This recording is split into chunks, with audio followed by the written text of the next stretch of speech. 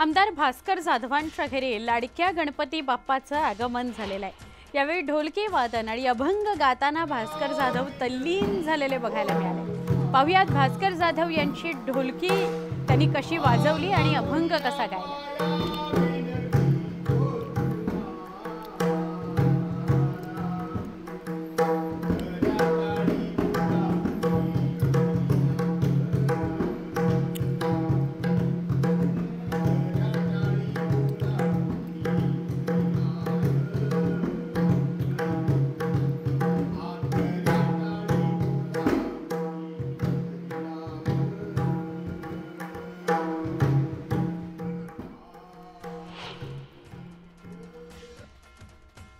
कोकणामध्ये गणेशोत्सवाचे असे विविध रंग बघायला मिळतात।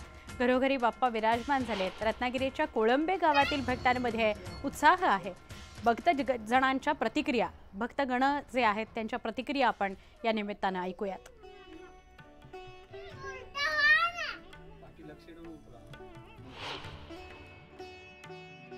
गणपती सगळे मुंबईकर वगैरे चाकरमानी येतात। खूप मजा वाटते। खूप आम्ही गमती जमती करतो।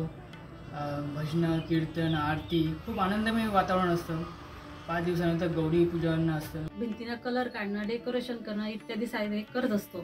त्याच्यानंतर गणपती आज आमच्याकडे विराजमान झाले। हा आनंद आम्हाला खूप झाला, कारण आमच्याकडं सर्व माणसं एकत्र येतात। आम्ही जेवण वगैरे एकत्र मजेत बसतो। हा समूह आम्हाला खूप आवडतो। मोठे उत्सव साजरे होतात किंवा आमचे नातेवाईक कुठे बाहेरगावी गेले ते परत येतात। सगळे एकत्र मिळून आम्ही जेवण खाणं करून गुण्यागोविंदाने वागतो, नांदतो किंवा आम्ही रात्री एक आरती कीर्तन भजन सगळं चालू असतं आमचं रात्रभर। राज्यभरामध्ये बाप्पाचं आगमन जल्लोषात साजरं झालं। अशातच आमदार अमोल मिटकरींच्या घरी देखील बाप्पा विराजमान झाले। मिटकरींनी सहकुटुंब पर्यावरणपूरक बाप्पाची प्रतिष्ठापना केली। श्री गणेशाची पालखीमध्ये पारंपरिक वाद्यांच्या गजरात मिरवणूक काढण्यात आली। यावेळी मिटकरींनी पारंपरिक वाद्य वाजवण्याचा आनंदही घेतला।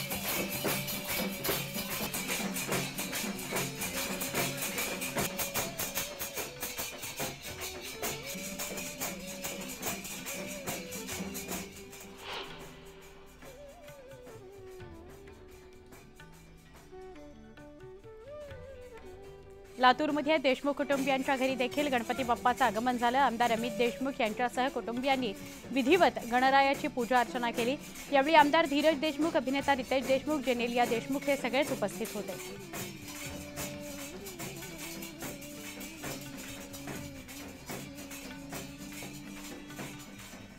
अभिनेता सोनू सूदच्या मुंबईतल्या घरी लाडक्या बाप्पाचं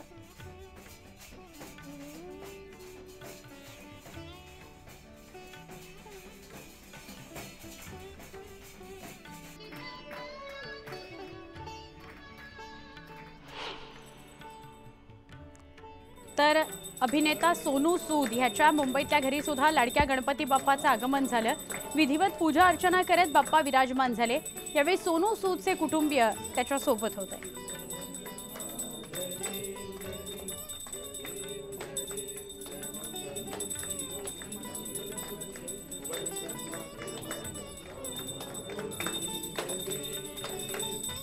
गणपती बाप्पा